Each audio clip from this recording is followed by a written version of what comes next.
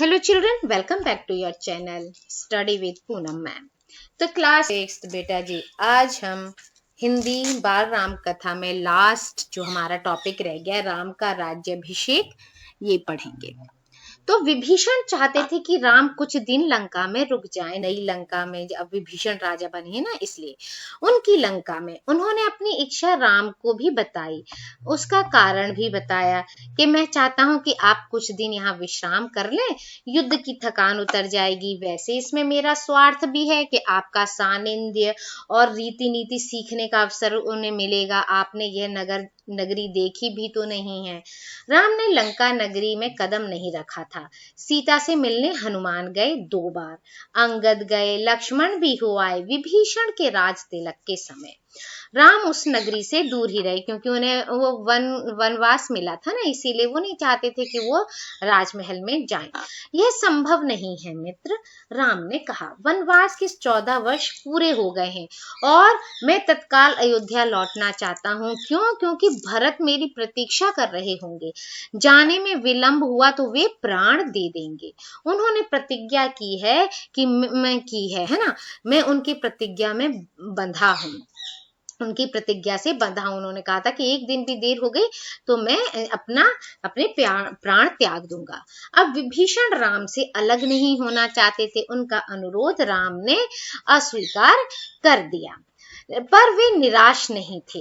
इस बार उन्होंने एक नया प्रस्ताव रखा। क्या रखा? कि मेरी इच्छा है कि मैं आपके राज्याभिषेक में उपस्थित रहूं, मुझे अपने साथ चलने की अनुमति दे दें। राम ने उनका आग्रह स्वीकार कर लिया। बोले, आप मेरे लिए यात्रा की व्यवस्था कर दें। अब राम ने विभीषण की विनती मान ली तो सुग्रीव और हनुमान आगे आए। राम ने उन्हें भी अयोध्या आमंत्रित किया। विभीषण का पुष्पक विमान उन्हें ले जाने के लिए तैयार था। विमान से उड़ान भरने तक वानर सेना वहीं रही।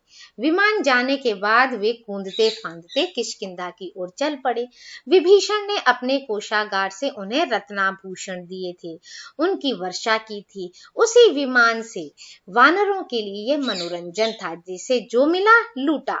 विमान जो था वो लंका से चला। उड़ान भरने के बाद उसने उत्तर दिशा पकड़ी, जिधर अयोध्या नगरी थी। अब राम सीता के साथ बैठे थे। मार्ग में पड़ने वाले प्रमुख स्थान बताते जा रहे थे। रावण सीता का हरण कर उसी मार्ग से लाया था, पंचवटी से। उस समय सीता ने वे स्थान ठीक से नहीं देखे थे, क्योंकि उस समय तो रो रही, चिल्ला रही, बचाव कर रही थी, तो स्थानों के नाम उन्हें ज्ञात नहीं थे। पहले रणभूमि पड़ी, फिर वह पुल जिसे नल और नील ने मिलकर बनाया था, सेतुबंध।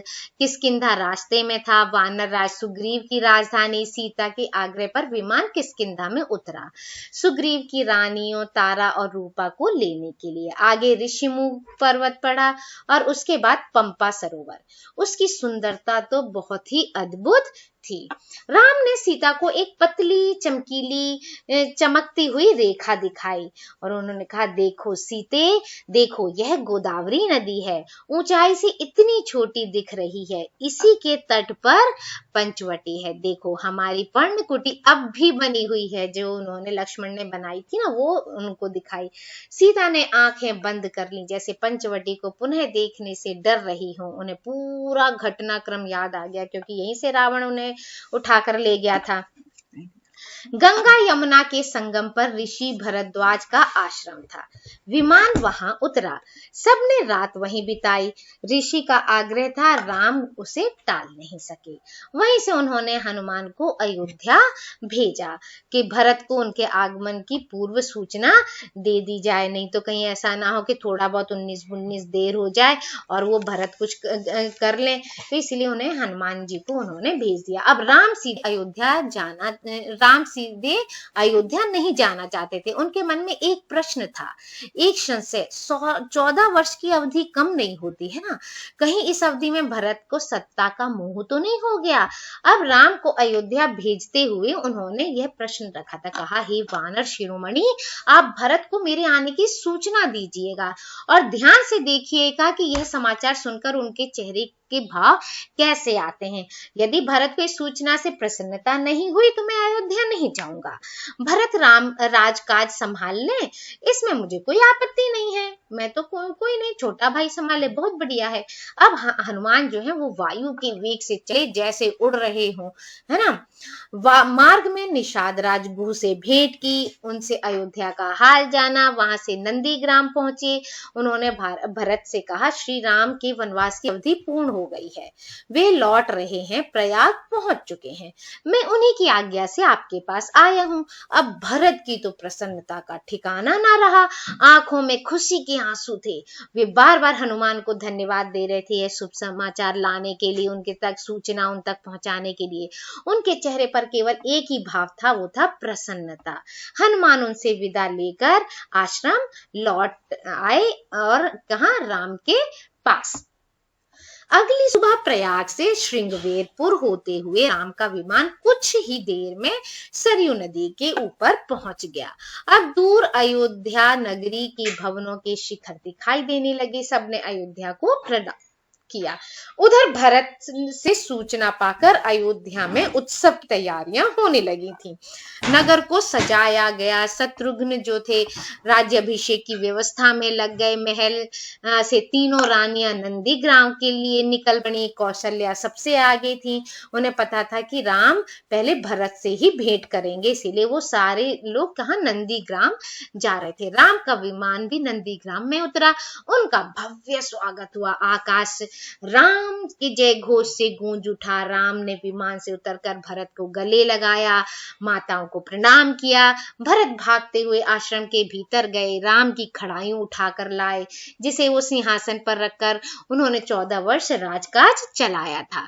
झुककर अपने हाथों से राम को पहनाए। मिलन का यह दृश्य बहुत ही अद्भुत था। सबके चेहरों पर प्रसन्नता थी, सबकी आंखें खुशी से आंसुओं से नम थीं। राम लक्ष्मण ने नंदीग्राम में तपस्वी बाना उतार दिया। जो राम लक्ष्मण ने तपस्वियों का भेष बनाया था वो कपड़े उतार दिए और दोनों ने राजसी वस्त्र पहनाए गए। दोनों को जन समूह जो था वो राम की जय जयकार करता हुआ क्या हो गया, जय जयकार करता हुआ अयोध्या के लिए चला। अब शोभा यात्रा की छटा देखने योग्य थी। नंदीग्राम से चलने के पूर्व राम ने पुष्पक विमान को कुबेर के पास भेज दिया, क्योंकि वो कुबेर का ही था। रावण ने उसे बलपूर्वक छीन लिया था, इसलिए उन्हें वापस कर दिया। अब सजी धजी अयोध्या नगरी राम के दर्शन पर आह्लादित थी, खुश थी। नगर निवासी प्रसन्न थे, उन्हें उनके राम वापस मिल गए थे। माताएं प्रसन्न थी, उनका पुत्र लौट आया था। मुनिगण खुश थे, राम ने उनकी शिक्षाओं का मान रखा, कभी विरत नहीं हुए। भरत ने अयोध्या का राज्य राम को नंदीग्राम में ही लौटा दिया था। अब राजमहल पहुंचे तो मुनि वशिष्ठ ने कहा, कल सुबह राम का राज्याभिषेक होगा। अब इसकी तैयारी शत्रुघ्न ने तो पहले ही कर दी थी। पूरा नगर सजाया गया था, दीपों से जगमगा रहा था, फूलों से सुवासित था, वाद्य यंत्रों से झंकृत था। पूरे 14 वर्ष बाद इतनी खुशी अयोध्या में आई थी। अब अगले दिन मुनि वशिष्ठ ने राम का राज तिलक किया। राम और सीता सोने के रत्न जड़ित सिंहासन पर बैठे। लक्ष्मण, भरत और शत्रुघ्न उनके पास खड़े थे। हनुमान नीचे बैठ गए। माताओं ने आरती उतारी, मंगलाचार हुआ, शुभ गीत गाए गए। राम ने सीता को एक बहुमूल्य हार दिया और प्रजाजनों को भी उपहार दिए गए। अनेक वस्तुएं प्रदान की गईं। सीता जी ने अपने गले का हार उतारा। वे दुविधा में थी, अब किसे दें। अब दुविधा राम ने दूर की। जिस पर तुम सर्वाधिक प्रसन्न हो उसे दे दो। सीता ने वह हार हनुमान को भेंट कर दिया, भक्ति और पराक्रम के लिए।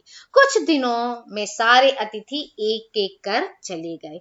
विभीषण भी लंका लौटे। सुग्रीव ने किष्किंधा की ओर प्रयाण किया, मतलब उन्हें भी तो अपने अपने राज्य देखने थे, तो सब अपने अपने राज्य वापस चले गए। ऋषि मुनि अपने आश्रम चले गए, हनुमान कहीं नहीं गए, वो राम दरबार में ही रहे। राम ने लंबे समय तक अयोध्या पर राज किया। उनके राज में किसी को भी कोई भी कष्ट नहीं था, सब सुखी थे, भेदभाव नहीं था, कोई बीमार नहीं पड़ता था, खेत हरे भरे थे, पेड़ फलों से लदे रहते थे।